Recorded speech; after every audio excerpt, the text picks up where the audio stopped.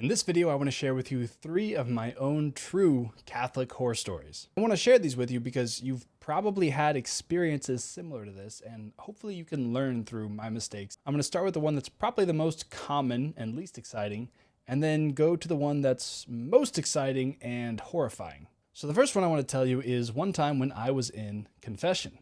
And it's my confession, so I can tell you about it. The priest can't talk about it.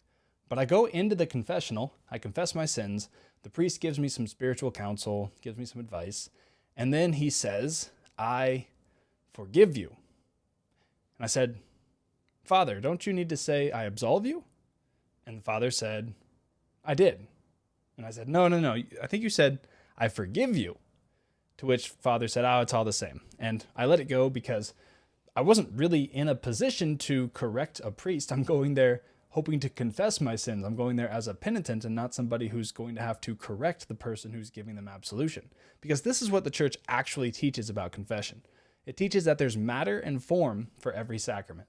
That means that there is stuff, there's matter like water in baptism, and there's form, which basically boils down to the words that you say. And in order for a sacrament to work, you have to have the matter and you have to have the form. If you're missing one, it doesn't work. You can't baptize somebody with Coca-Cola. It just doesn't work. You have to have water. So this priest says, I forgive you. And I say, Father, don't you need to say I absolve you? He says, no. So that sacrament didn't work. Now, granted, God can work outside of the sacrament and give me sacramental graces despite the fact that the sacrament didn't work. I understand all of that. But in order for the sacrament to work, you have to confess a sin, and the priest has to say, I absolve you. I absolve you. Not I forgive you, not it's okay, not better luck next time. The priest has to say, I absolve you.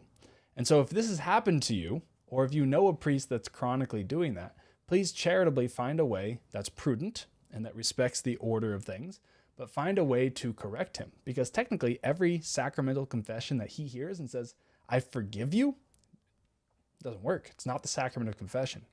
It's like the sacrament, but it's not the sacrament, right? I absolve you. Got to say those 3 words. And the next one is really, really bad. I think probably even worse than the first one. And I'm not throwing shade at anybody. I'm not disrespecting anybody that does this, because there are a lot of people that do this out of a good intention. But this has to do with extraordinary Eucharistic ministers. Listen, growing up, I went to church and was told what the church believes about the Eucharist, but I didn't see people really acting like it. I saw some of my high school friends sometimes would go up and distribute communion.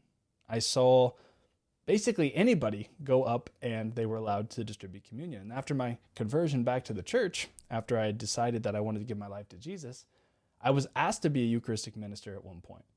And I didn't really know what was going on, so I said, sure, why not? I was still learning my faith a lot.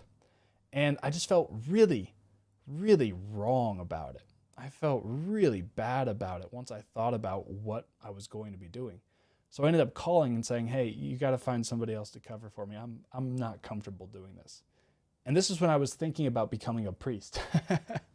Because I understood that my hands, my grubby little paws, which have nothing special about them, there's nothing about me that makes me in any way entitled to touch our Lord. And you say, well, you touch him with your tongue. Yes, because he came as food for the sake of us being one with him, for the sake of us consuming him. That's why the Eucharist is a food, right? So I decided not to do that. But this is where the horror story comes in. And this is where it's really important for you. If you're a father or a mother, you got to pick a good liturgy to go to. Because your kids are not going to be catechized through hearing what you say about God or through hearing what you say about the Eucharist. They're going to be catechized seeing how people generally act towards the Eucharist. And if you're going to a church where people just basically treat the Eucharist like a cracker, then even if your kids know better and go to catechism class, they're going to think the Eucharist is a cracker.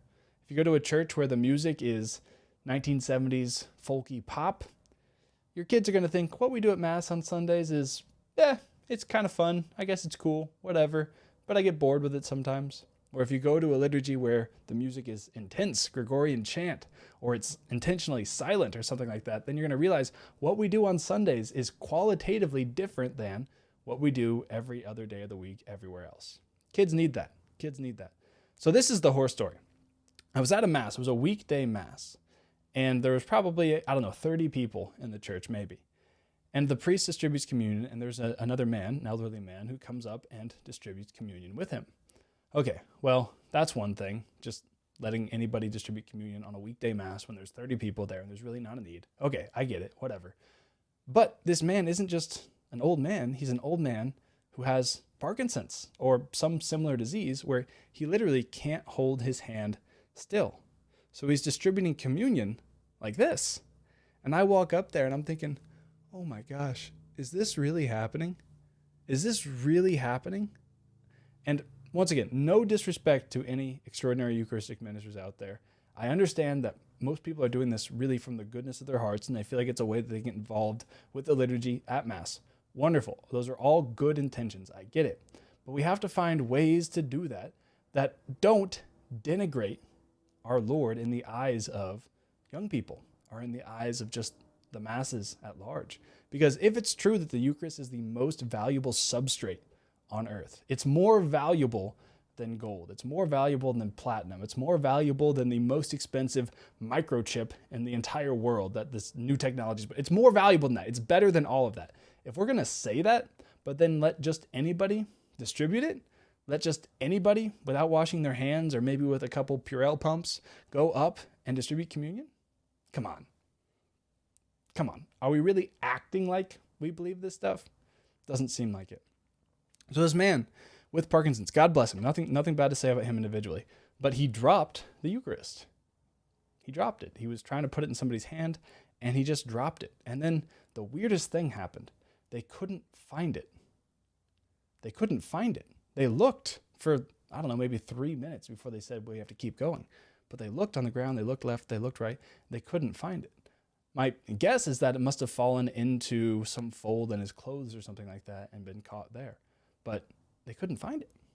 So this is really, really concerning if you're a Catholic and you believe what the church teaches about communion. So if you are in a similar situation, please say something to the priest, not out of disrespect or malice towards people who are honestly trying to serve our Lord by being extraordinary Eucharistic ministers, but out of a real pious devotion to our Eucharistic Lord, recognizing that he deserves to be treated with the utmost care. So that's my horror story number 2. The Eucharist disappeared. And the third one, the most shocking one, and one that I kind of wish I could unsee, is I was at a Mass on a weekday morning, like a Monday morning or something like that, just an 8:30 Mass. I go into Mass, receive communion, Mass ends, final blessing, and I'm just kneeling down and praying. And then up at the front of the church, I hear screaming of some sort. And this woman says, "Give me my fix, give me my fix." And the deacon says, "No." And then this woman screams, she screams, "F you." She yells that at the priest, but she doesn't say F. She just screams it at the priest. It's actually a deacon. There's a deacon up there, not a priest. She just yells it at this guy like 3 or 4 times. And then she goes back to saying, "Give me my fix, give me my fix. I'm not leaving until you give me my fix." So I see this deacon come out of the sacristy in the front of the church. He unlocks the tabernacle door, grabs a pyx. This woman was saying pyx and not fix, but I misheard. A pyx is a little circular thing that they put the Eucharist in. It's a container for the Eucharist.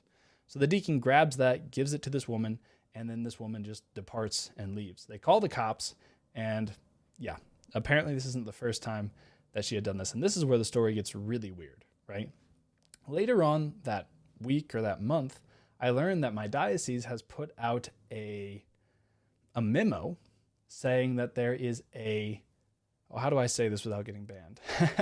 There is a male who is dressing like not a male, going around to churches and trying to take the Eucharist from tabernacles, trying to get the Eucharist from Catholic churches.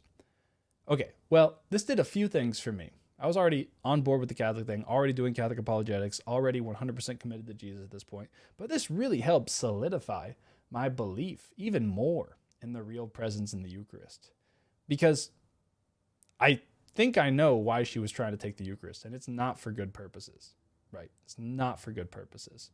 And anyway, Yeah, you have to have a consecrated host from a Catholic Mass in order to do all that stuff that evil people do with consecrated hosts from Catholic Masses. You can't do it with some bread and some grape juice that you get from a Baptist service. You can't do it with bread and grape juice that you get from a Methodist service. It doesn't work. It doesn't work. It has to be from a Catholic Mass, because even the evil people know that that is the body, blood, soul, and divinity of Jesus Christ. So what can we learn from that? We can learn that Jesus Christ is truly present in the Eucharist, and we need to, as Catholics, behave as such. Whenever we go into a Mass, we need to genuflect reverently, piously. Whenever we go up for communion, we need to realize that we are receiving the Lord of Lords and the King of Kings on our tongues and into our bodies and souls. We need to act like that. We need to treat the Eucharist the way that Jesus Christ deserves to be treated. And if you enjoyed that and you want to see me respond to some rude Protestant comments, then check out this video next.